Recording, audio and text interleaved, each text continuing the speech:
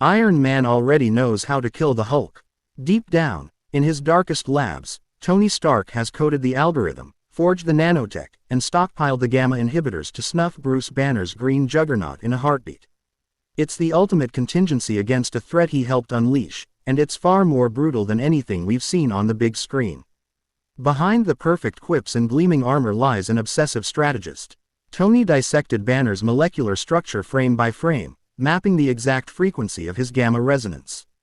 With that data, he crafted a pulse that could destabilize Hulk's cells from the inside out. No explosion, no redeeming heroics, just a silent, systemic shutdown. In the comics, Stark's kill switch takes the form of a neural override nestled in the nanites cloaking Banner's brain. One command, whispered into the suit's AI, and Hulk's transformation collapses into a cascade of cellular apoptosis. It's the scientific equivalent of flipping a light switch, only the lights never come back on.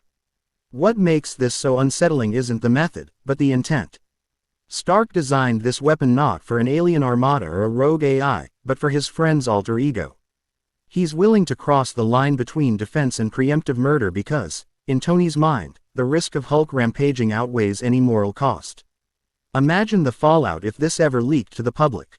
Stark Industries facing manslaughter suits from every corner, global governments demanding answers, activists decrying a hero who plots his colleague's death. The darker truth is that Tony's pragmatism teeters on the edge of genocide, targeted genocide, but genocide nonetheless. The MCU sidesteps this by leaning into the best friends who just don't get each other vibe.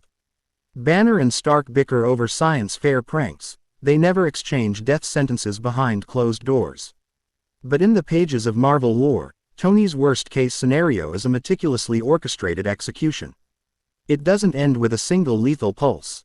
Stark plans for backups.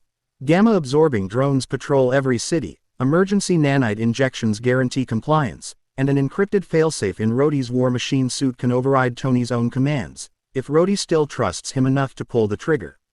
That level of paranoia is too dark for the MCU's PG-13 ethos.